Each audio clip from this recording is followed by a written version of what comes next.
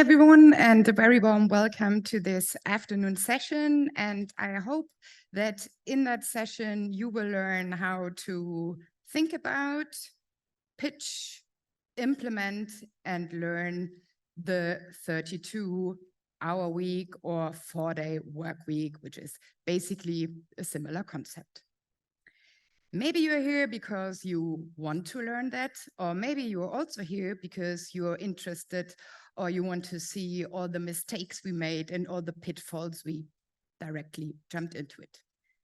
Good news, you definitely will get both.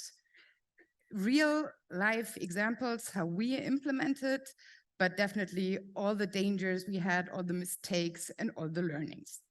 In addition to that, I like to share real data, and I hope that you can adapt it for the stuff you need. But I need your help, that I have a feeling of the audience. Do you mind to raise your hand if you're working more than 40 hours or 40 hours? And who is working less? This is interesting. This is almost, I can see it, half. And yeah, let's come back to this result later. So what's our plan? I try to talk for 30 minutes, that we have a big Q&A time in the end. So you'll get a little context about my company, as this session is called a case study, but it's definitely not an advertising session at all. Obviously, I would like to share with you why we implemented that, and then directly jump into the how, because there is no spoiler alert. If you just announce it to et al. Tomorrow, there's a 4-day work week. If you have a company who has to run 24/7 operations, this might be a little dangerous. Obviously, I would like to share with you all learnings, all adaptations we already make on the fly. And then obviously, I would like to share with you what our success factors were and what people said. Please note that especially when it comes to why, I'm referring to what employees want. And there is millions of studies. I'm not referring to each of them, but I'm super happy to share with you my pitch document where you can have proper links and all that stuff if you need it for pitches in your companies, maybe. So a little context, as we're a case study session now. I'm working at Giant Swarm. We do a fully managed open source Kubernetes platform. This is very technical. I know there is many IT people here, but for those who are not technical, we take care of infrastructure, of cloud and server technologies. And one of our major clients is Adidas. If you hit adidas.com and you cannot buy sneakers, then we are in real big trouble. We're not a real startup anymore. So we were founded in 2014. Now we are around 80 employees and we are distributed over 26 countries.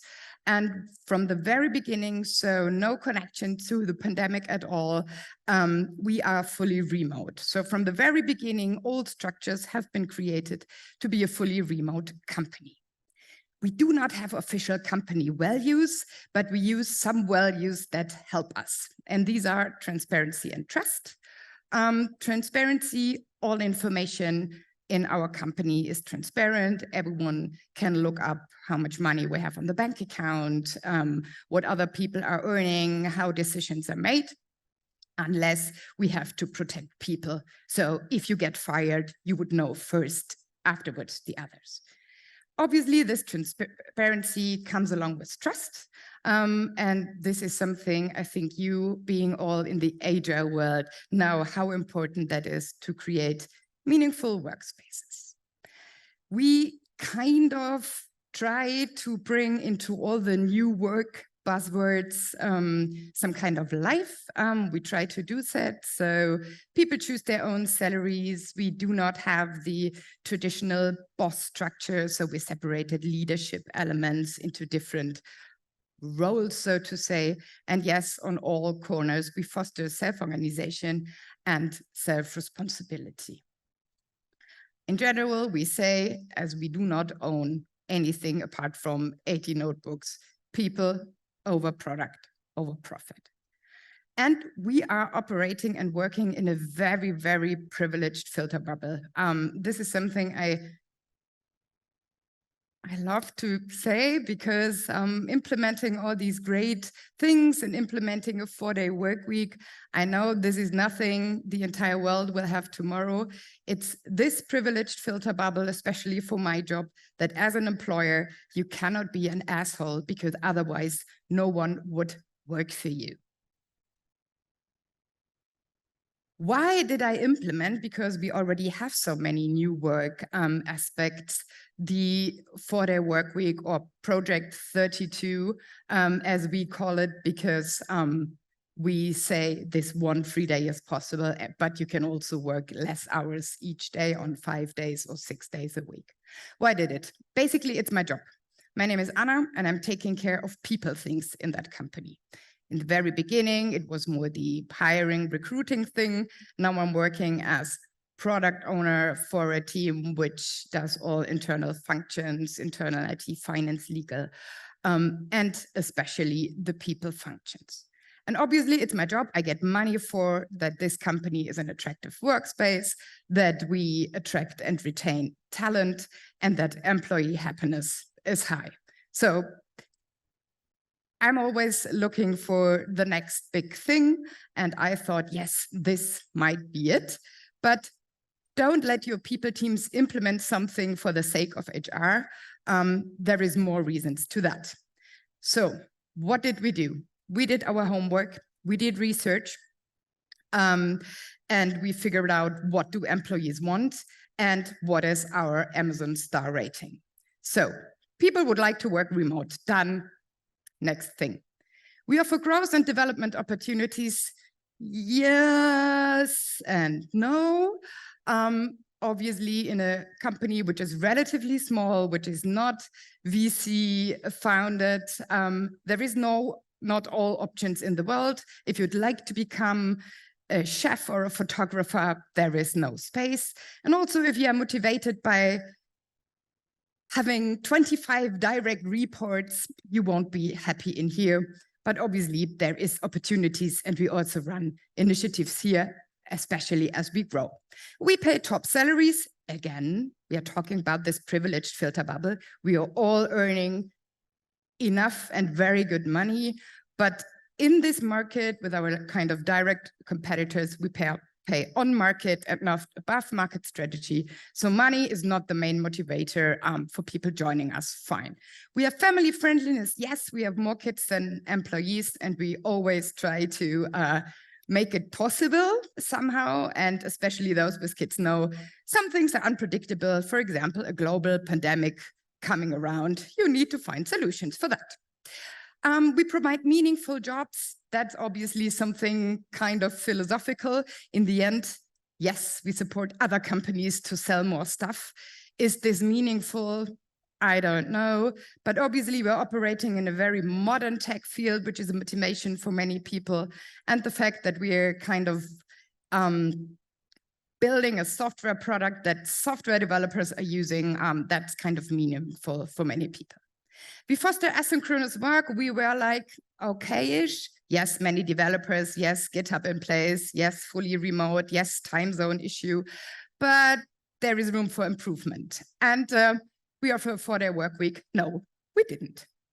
So I said these two aspects, maybe I should work on these. And these are now my two major pitch arguments. In all honesty, our time concept at our company was not defined at all. We had these 40 hours in mind, and then we said, yeah, there is individual solutions. Let's figure that out. We do not count hours in general.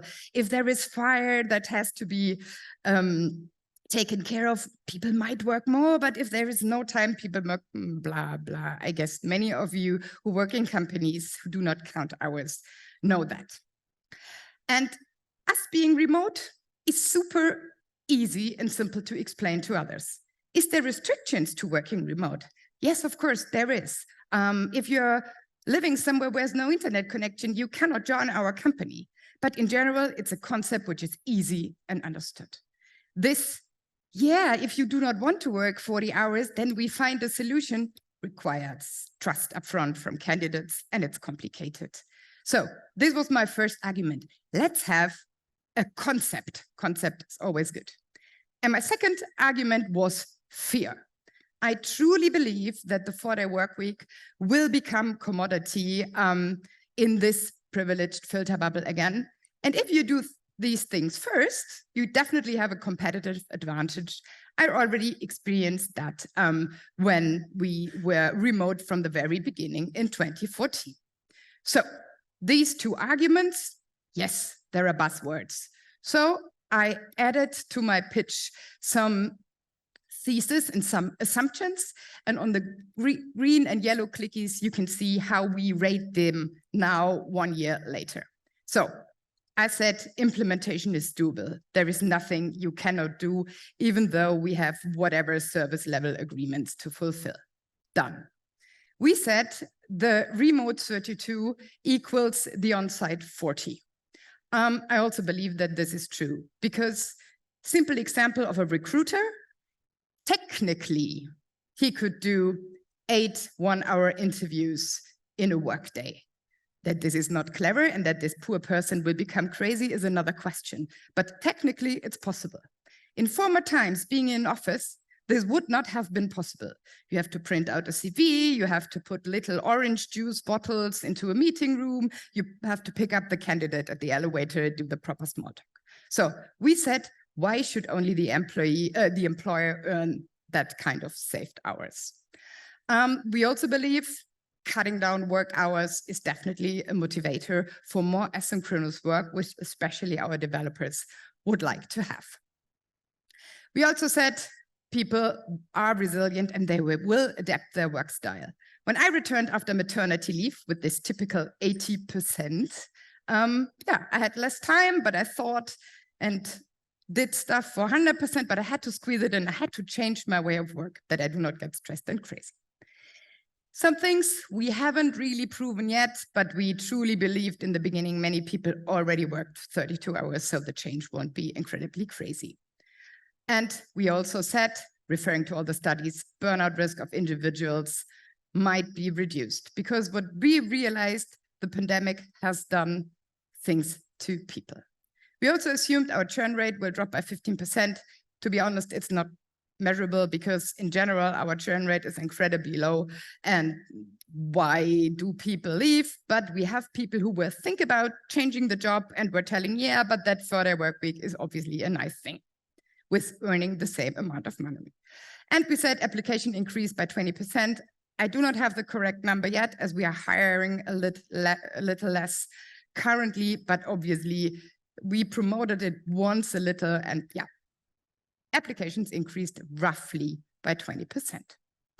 So to be honest, my founders, I'm working with them for more than 12 years, were like semi-happy about my pitch. There have been ideas I introduced where they were more happy, but in the end, I got the yes. So research done, pitch done. Again, I'm happy to share all the materials. And now, as always, concepts are nice, but you have to execute them. This was the road for execution. I pitched the initial idea in an open space conference where we as a remote company meet once a year for 1 week. And interestingly, many people joined, many people liked the idea. And after a week or so, some people asked me, do we start next month? And I was like, maybe not. So research done, I pitched it, I communicated it, and then I selected 2 test teams to implement. And then was the question, do I choose the chaos teams or the high-performing teams? Do I choose a team which has time zone constraint as additional level of complexity? So I said, I'm not going to choose anything. Is there any teams who want to be volunteer? But I will torture you. And those who raised their hand, I tested with 2 teams. During that time, we defined our success factors because I think this is quite crucial when you want to implement these kind of things. We rolled it out in September, October. We directly did the first iterations, and last year we did a company-wide survey, and now we are in operating modus for 1 year. And obviously for our company, there's no way back, but still we are doing certain iterations. And an interesting fact, without spoiling, is people still, after a year, do not take it for granted. There is still people who enjoy on a daily basis at least the individual relief. Our success factors, again here, this is very much simplified. I'm also happy to share the in-depth document. So we said, if we implement something like this, divide it into 2 parts. One is the company performance. This at least has to remain the same or rises. So you can measure innovation, revenue, or stakeholder happiness. Measurement is hard, but that's not the problem of the 4-day work week. On the other side, there's obviously, and at least for my profession, way more easier to measure the employee happiness. This one at least has to be higher. Points of measurement could be less churn, the number of mental health issues, the number of unplanned AFKs, the kind of candidates you get. And second success factor, a clear move towards more asynchronous work. So that obviously has to be higher. This is how I really implemented it. As you see, I personally like asynchronous work, and I like writing things down, and I like to-do list. I did it team-based. We have like 13 teams.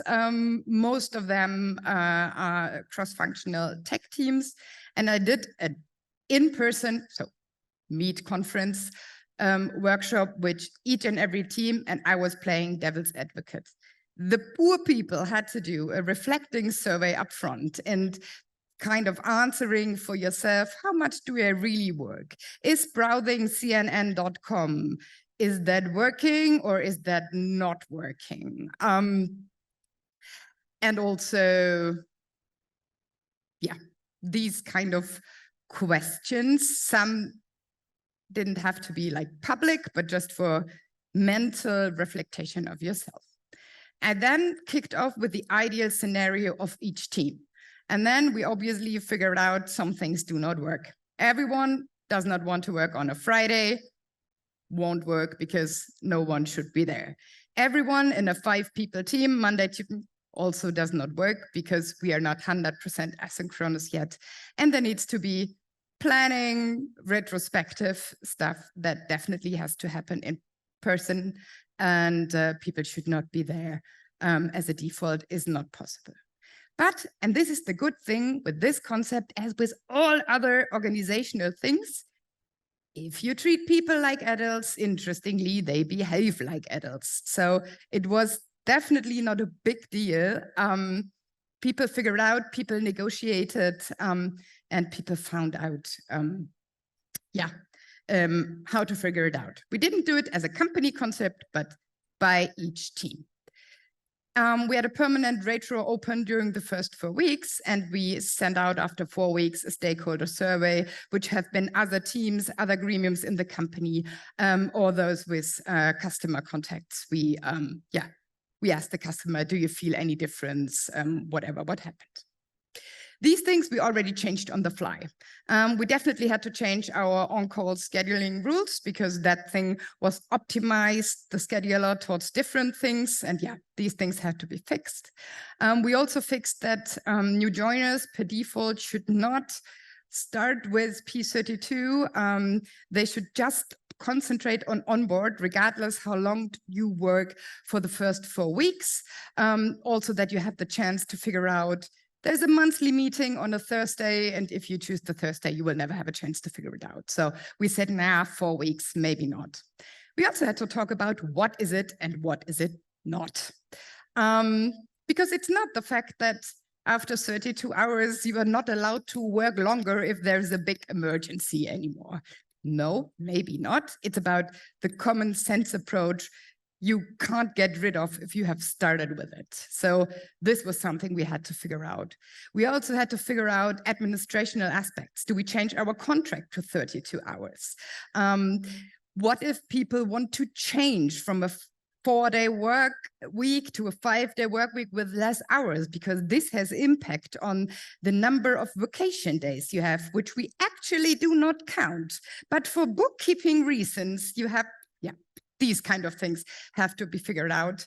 And yes, we had a few people with meeting heavy jobs who were a little upset because they said, well, for some developers, it's super easy just to say I'm not working that day anymore. And I with my meetings, and there we had to do a little bit of hand holding and say, yes, true, fully appreciated. There's roles where it's way more easier.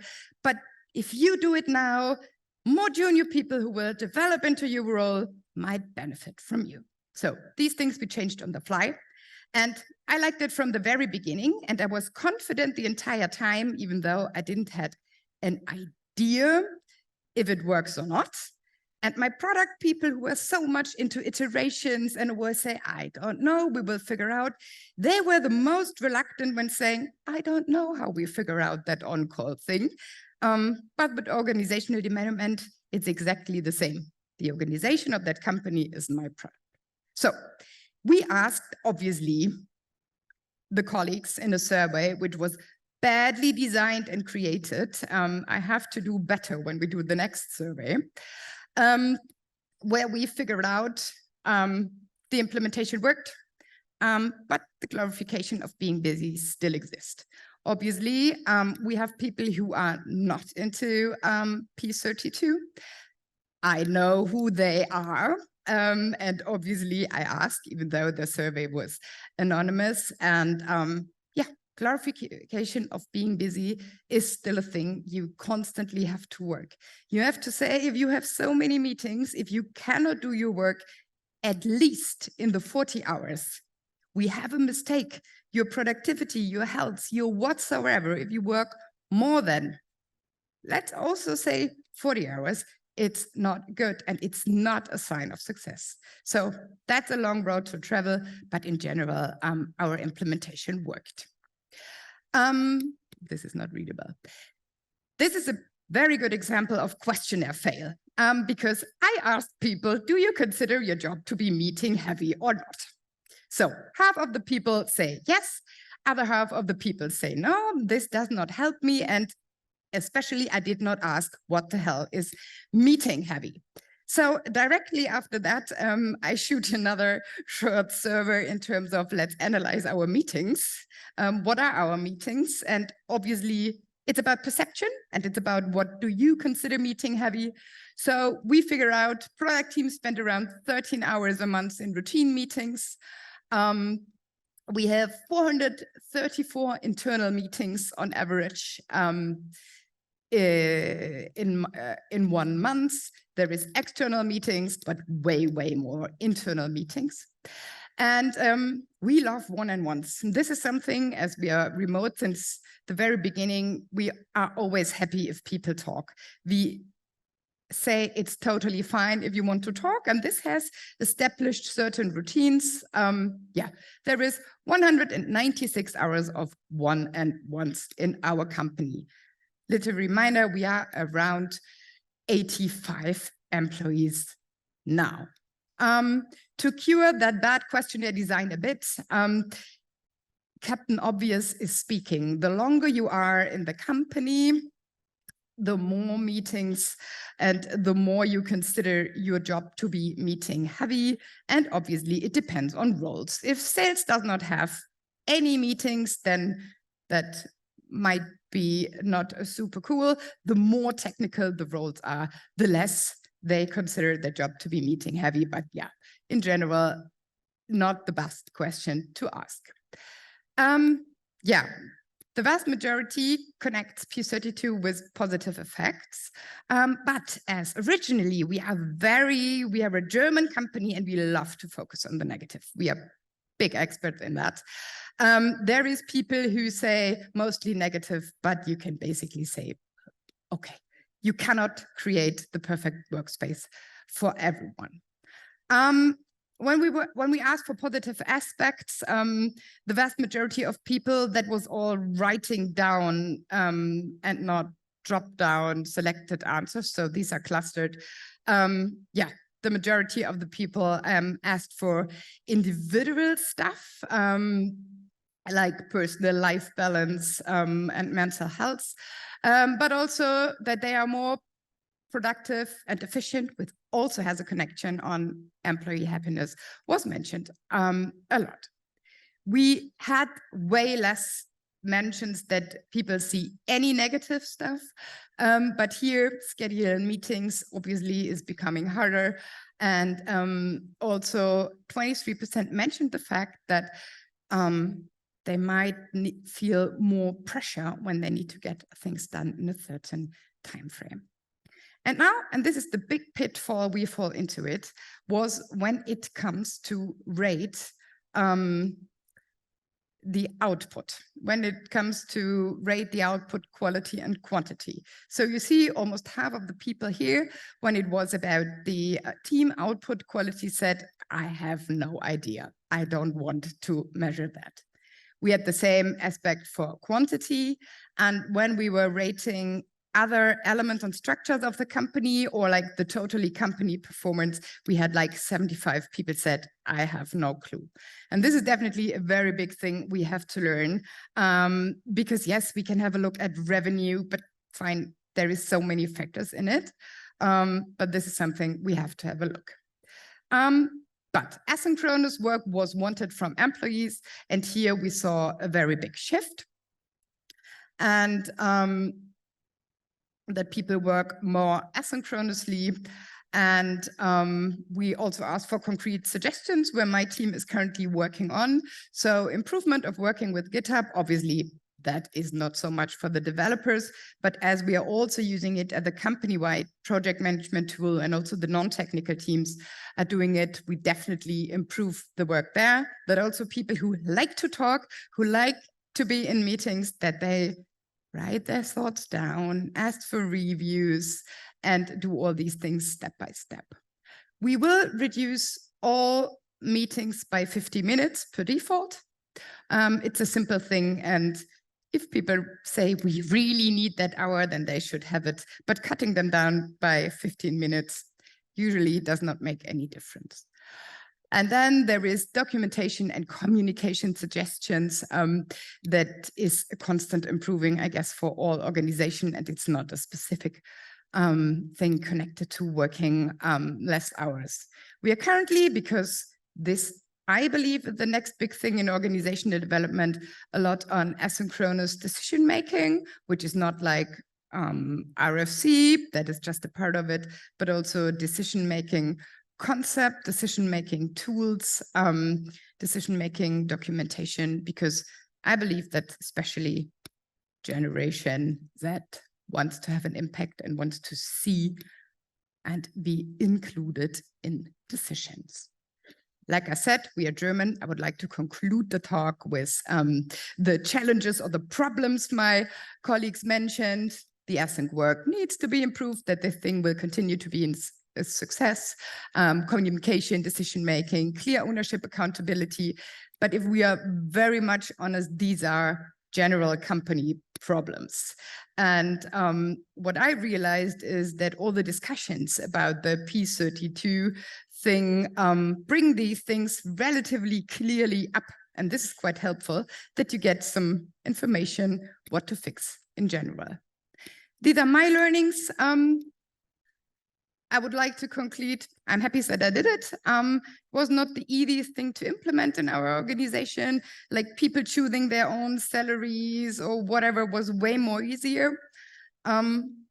We have a big issue that people do not want to judge performance in our company or delivery. That's definitely something we need to talk about, that this is nothing bad or something not nice to other people or to a team, but we have to do that on a constant level. I was also very surprised that when I asked for how complicated did you find the adaptation of P32, people found it way more easier than I thought. Like I said, when I returned from the first maternity leave, I was so stressed to balance all these things out. But yeah, my colleagues were better in this, but I mean, they were all together in that.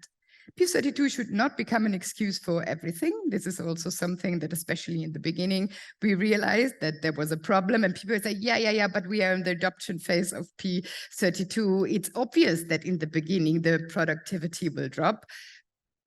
True, but this should not last forever. And the mental model is a thing. Also, we saw a different perception of different cultural backgrounds of people, because we are mainly in Europe, but we also have colleagues in Asia and in the US. And there is also a different value people bring into that. The vast majority obviously says in our company, mental health, employee happiness is a key factor. It's important. But if working less hours is the main driver for that, that's definitely not the opinion of everyone. Like always, iteration is the only way to go. But yeah, we have somewhere arrived. 80% are taking an entire day off. And from these 80%, very logic, it's Monday or Friday. And the rest is working like 2 mornings not, or 2 afternoons not, or me personally, I'm working Monday to Friday. And I just, stop sooner.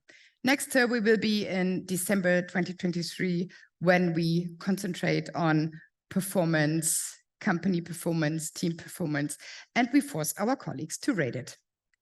Thank you very much, and I hope you have some questions.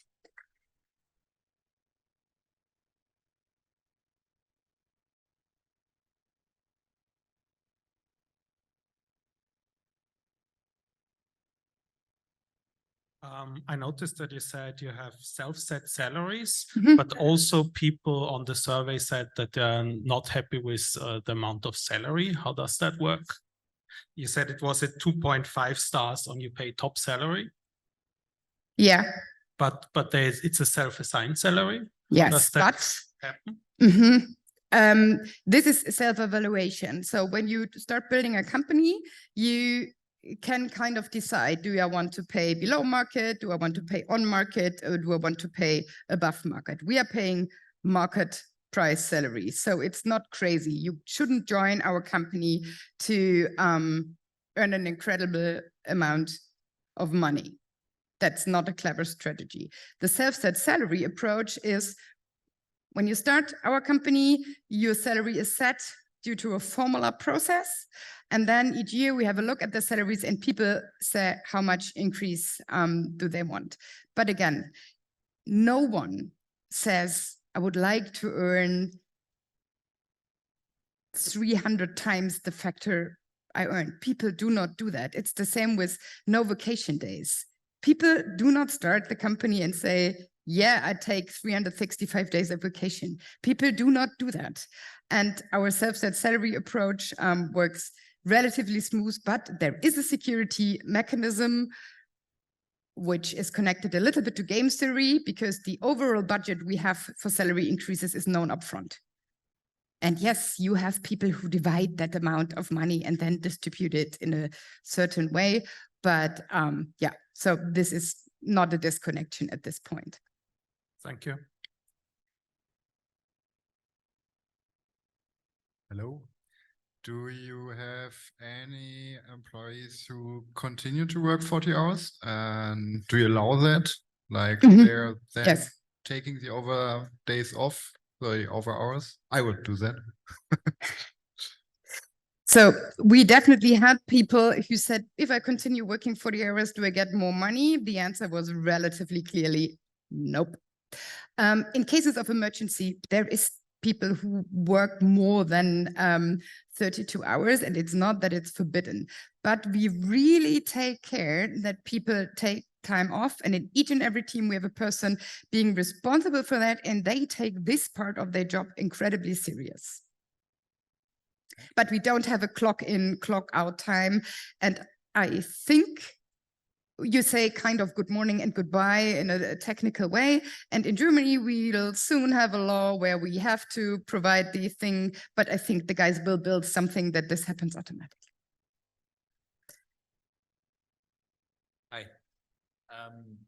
I've just one consideration. So I've been thinking about the interplay between the self-selected salaries and the wage transparency with 32 hours a week, because I can come up with good reasons as to why it would be a cause for concern. I don't want to work 32 hours. I want to keep working more because I need to justify the wage I have because I take more than other people or something. On the other hand, I can see if it's self-selecting and it's transparent, then there's less pressure to perform and more, you know, because it's not like you're judging me and telling me how much money I get, so I have to pretend that I work 60 hours, you know, this fetishization of busyness. I can see it going both ways. Do you have any insights as to whether you think it hurts or helps the transition, the setup of transparency and self-selected wages? Help me. The transparency is there since ever. I have transparency in my company. Yes. I have self-selected wages. Yes. Does that improve or decrease the amount of resistance to 32 hours, in your opinion? Now, sorry. Because I can think of it both ways. Yes, true. And I don't have an answer for that, because in general the acceptance for the 32 hours was so high, and it was like 2 people saying, is this option possible? And one of these 2 people is a person who always uses the edge cases and asks, is that also possible? So I think the effect is not so big in either direction.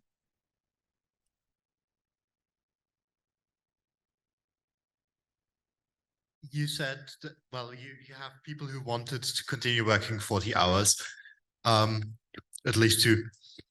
Now, that's not a large sample size, but was there a feeling of injustice, or that they are not treated well because they don't get a higher pay in that case?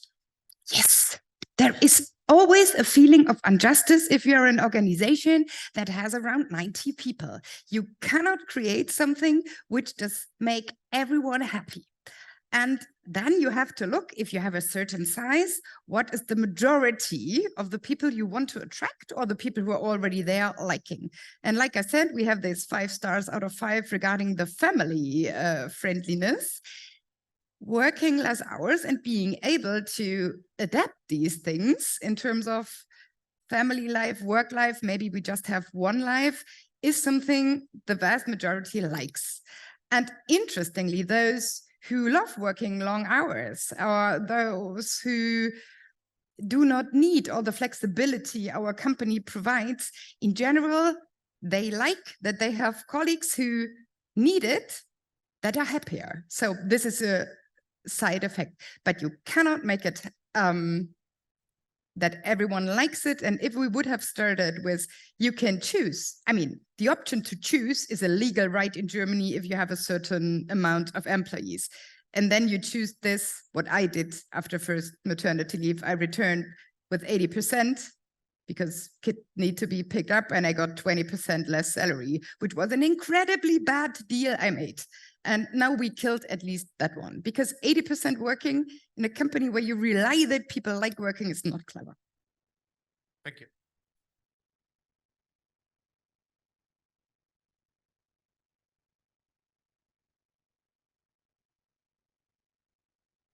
So first of all, I have to say you're my hero, because that topic is something that not I'm just passionate about, but I think everybody that brings it up and tries to convince other people that it's possible, I really appreciate it. My question is centered. I have 2 questions, but they're all centered on the same problem, maybe, or challenge, let's say.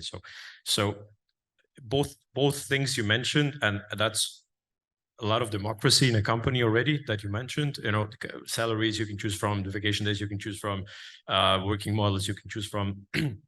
I come from a very different world. We spoke before a bit, so I'm from consulting. So for us, this is almost radical, yeah, or it is radical. But I would be interested in it. So if somebody, for example, selects a salary or wishes to have a certain salary increase or whatever, is that bound also to certain performance that he or she then needs to deliver for that? Or I say I want 20% or 30 or 5% increase, and it doesn't matter what kind of output I put in. Now, that's my first question. The second is similar to the P32. How do you measure, or do you measure in any way, if the people that just works 4 days a week sort of, provides the same output or it's the same performance still, because at some point it has to be sustainable, probably also for the output that these teams need to deliver for whatever the service or product is that you're offering, and how that is measured. You mentioned that there's certain measurements in the pilot teams, but maybe like a little more insight on that. Thank you. Question number 1, self-set salaries. What?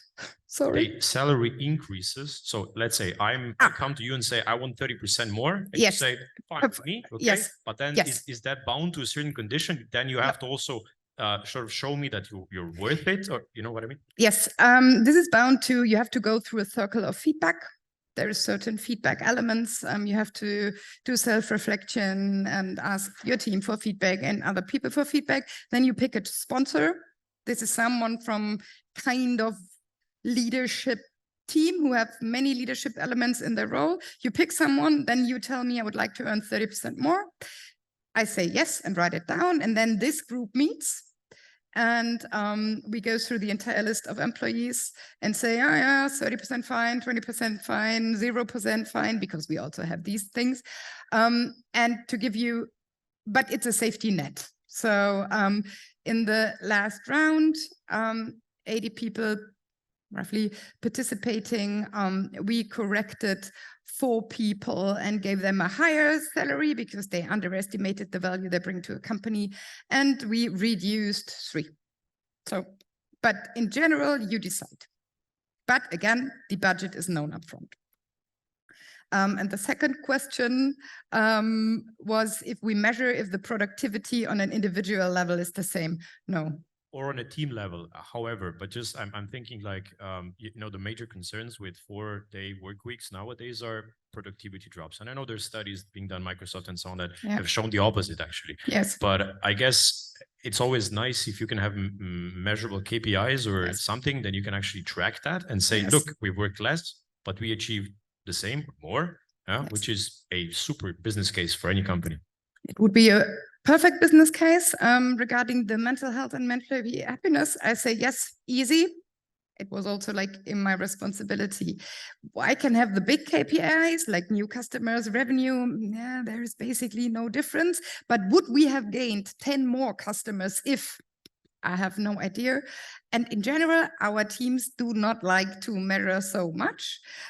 So I would love to have proper numbers. And that's definitely the goal for next survey, where I definitely work with all the POs very closely on that, because now it's a lot of gut feeling. And I'm not naive. If I'm the individual, I basically have not so many interest in saying this is a big failure. I love it from a personal point of view, but on a company base, it's not good. So we have to work on these. We're not good in measurement, the exact like velocity.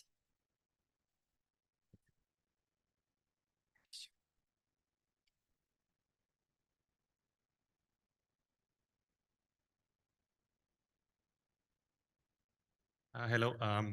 We are thinking about switching from 40 hours to 36 hours. And so, of course, one of the first questions was, how can we get all the work done in just 36 hours? Because we cannot even get it done in 40 hours now. So what would you tell them? What is the work? Why is it too much work? Who is designing that?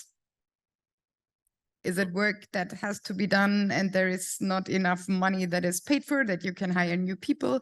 Are you doing the wrong work? What about procrastination? I'm very good in procrastinate, and it's not that I'm not doing something or that I'm only thinking about that I have to do it, which creates stress.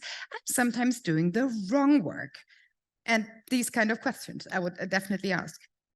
So just ask what the work is and then see if we need to really get all the work done. Basically, that's the question. Yeah, but to be honest, 4 hours, it's basically Friday, 1 a.m. No one is working anymore. I'm really sorry. Let's figure out. Just don't overthink it. Just try it out. The company won't get bankrupt within 8 weeks. I'm 100% sure. Thank you. Time is up. Thank you very much.